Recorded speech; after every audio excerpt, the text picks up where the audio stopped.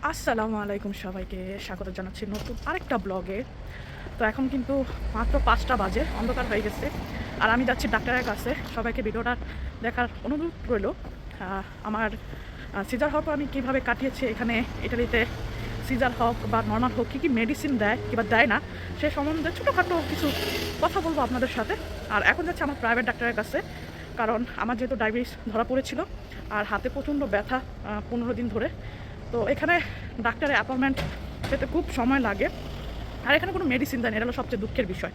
ঠিক আছে, আর আমরা জানি যে ঠান্ডা লাগুক জ্বর লাগুক একটাই মেডিসিন, আর ব্যথা হোক তো তাকিপ্রিনা, সেটা তো খাচ্ছি কিন্তু ব্যথা কমছে না হাতে। তাই আজকে যাচ্ছে, আজকে 1 সপ্তাহ পর অ্যাপয়েন্টমেন্ট পেয়েছে আমার ডাক্তারের। আলহামদুলিল্লাহ আমি এখন সুস্থ আছি।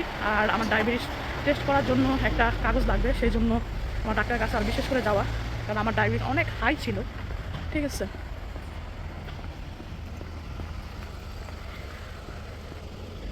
বলছে ডাক্তার হসপিটাল থেকে বলছে 3 মাস পরে টেস্ট করার জন্য। আর 2 মাস শেষ হয়েছে, এখন আমি কাগজ নিয়ে আসবো। আর এখানে নর্মালে হলেও শুধু একটা ওষুধ দিবে তাকিপ্রিনা, এছাড়া কোনো ওষুধ নেই। আর সিজার হলে আমি তো ভাবছি সিজার হলে ওষুধ দেয়, বাট আমার ধারণা পুরাই ভুল। সিজার হয়েছে, বিশ্বাস করবেন কি না, কোনো মেডিসিন দেয়নি আমাকে। শুধু আমি যতদিন 2 দিন হসপিটালে ছিলাম, ওই 2 দিনেই আমাকে শুধু স্যালাইন দিয়ে রাখছে, মানে ব্যথার স্যালাইন। তো যখন বাসায় আসছে কোনো মেডিসিন আমাকে দেওয়া হয়নি। যাই হোক, বাসায় আসার পর আমাকে যে মেডিসিনটা আমি খেয়েছি সেটা হলো তাকিপ্রিনা। প্রচণ্ড ব্যথা করতো, 1000 পাওয়ারের তাকিপ্রিনা আমি খেতাম। আর দেখেন কী সুন্দর করে সাজাইছে, যেহেতু নাতাল চলে আসছে সে উপলক্ষে আমার শহরটা খুব সুন্দর করে সাজাইছে। আমি দেখাবো আমার শহরটা, কিছুদিন পরে যাব। নাতাল তো সামনের মাসে। পুরো শহরটাই সাজিয়ে ফেলছে। বিদেশের বাড়ি যাদের বাচ্চা কাচ্চা হয় কী যে কষ্ট, শুধু একমাত্র যার হয় সেই জানে। কোনো মেডিসিন দেয় না, কোনো মেডিসিন না।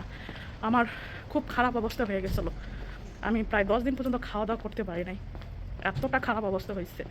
তো যাই হোক, আমি আমার ডাক্তার এখানে চলে আসছি। আমার অ্যাপয়েন্টমেন্ট আছে 5টা বাজে। তো এখানে আগে খুলতে হবে। তো এখন আমি যাচ্ছি, লিফটে যাবো না, একতলায়। আর জানি না ভিডিও করা পারমিশন আছে কি না। হয়তো আমার ডাক্তারটা খুবই ভালো, ঠিক আছে, দেখে মনে হয় এটা ডাক্তার, এখানে মানুষ থাকে। এ হচ্ছে আমার ডাক্তারের জায়গা।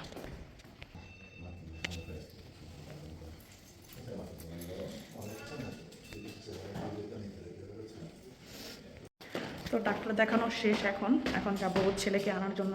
এই যে দেখেন, এই যে ফোলিও দিয়ে দিছে আর পাগামেন্টো, আর লিখে দিছে কীভাবে কীভাবে কী করতে হবে না হবে। ডাক্তারের হাতে লেখা দেখাচ্ছে কি সুন্দর। এ হচ্ছে ডাক্তারের হাতে লেখা, এই যে অনেকগুলো দিচ্ছে আমাকে। বলতেছে দুই বাচ্চা তো, সে কারণে হাতে ওঠানামা করাই, সে কারণে এই ব্যথাগুলা।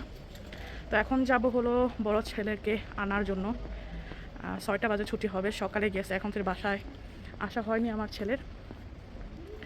ফ্যামিলি না থাকলে বিদেশে কী যে কষ্ট, আর ফ্যামিলি আনলেও একজনের ইনকামে তো আর চলা যায় না। তো আমি আনতে পারতাম আমার মাকে, বাট আমার বাবা অসুস্থ দেশে, সে কারণে আর অ্যাপ্লাই করা হয়নি। আলহামদুলিল্লাহ 2 মাস পার হয়ে গেছে। আর সবচেয়ে বড় কথা, বিদেশে থাকলে নিজের সাহস থাকতে হবে যেন আমি পারবো। বিশ্বাস করবেন কি না, আমি হসপিটাল থেকে আসার পর আমি আসছি 3 দিন পরে, তারপরে নিজে নিজে সব করেছি। আমার হাজব্যান্ড তো 2 দিন পরে কাজে চলে গেছে। তো বাচ্চাদের খাওয়ানো, 2 বাচ্চাকে বড় ছেলের টিফিন রেডি করা, ওকে রেডি করে দেওয়া, আবার বাচ্চাদের পোশাক আশাক সব কিছু পরিষ্কার করা, সব নিজের হাতে করছি। আর আমার আম্মা খুব ভয় করতো যে তুই কেমনি কী করতেছস, কান্নাও করছে অনেক, যে তুই এখন তুই ঘাস শুকায়নি, তুই কেন এত লড়াচড়া করতেছস, আসল বিষয়। আর আমি মাকে বুঝাতাম, মা কে করবে আমি না করলে, সত্যি কথা যেটা। তো নিজের সাহস থাকতে হবে, নিজের সাহস থাকলে সব কিছু করা সম্ভব আমি মনে করি। তো নিজের সাহসের কারণে আমি খুব তাড়াতাড়ি সুস্থ হয়ে গেছি। আর এখানকার ডাক্তাররাও বলে যে হাঁটাচলা করার জন্য আস্তে আস্তে। আর আমি যখন চেক আপে গিয়েছিলাম, আমার ডাক্তারকে আমি জিজ্ঞেস করছি যে আমি শুকাবো কীভাবে, কোনো মেডিসিন আছে কিনা। আমার ডাক্তার বলতেছে তুই হাঁটবি, প্রতিদিন হাঁটবি, হাঁটলে শুকাবি। আর শুকাতে অনেক টাইম লাগবে আমার, কারণ 2 বাচ্চা ছিল আর আমার পেট অনেক বড় হয়ে গেছিলো, সে কারণে বলছে আর কি। যাই হোক, আমার ছেলেকে আনার জন্য স্কুলে চলে আসছি। তো সবাই দোয়া করবেন আমাদের জন্য।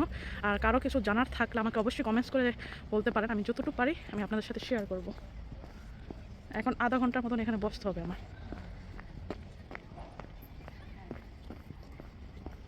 এ হচ্ছে সেই স্কুলটা। সুন্দর না? সবুজ আর সবুজ।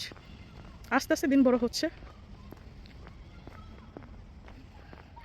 আমার ছেলে হলো, বড় ছেলে খুব মানে কথা কম বলে, এটা মেন সমস্যা। টিচাররা সেদিন কমপ্লেন করেছে যে তোর ছেলে কথা অনেক কম বলে, কোনো কথা জিজ্ঞেস করলে অ্যান্সার দেয় 2-3 বার জিজ্ঞেস করার পরে। যাই হোক, তো এখানে তো বাচ্চারা খেলা করতেছে। তো আরবি বের হয়ে গেছে যে দেখেন না বাবা, কি খেলা করলা? বল দিয়ে খেলা করছে। এদিক এদিক আরো 20 মিনিট টাইম ছিল, বাট অন্য একজন বের করে দিছে ওকে। তো এখন বাসার দিকে চলে যাবো আমরা। তুমি কারো খেলা করতে চাও? তো টিচারকে জিজ্ঞেস করো। তাহলে চলো জায়গা। তো এখন চলে যাচ্ছি আমরা। তো সবাই ভালো থাকবেন আর আমাদের জন্য দোয়া করবেন। আল্লাহ হাফেজ।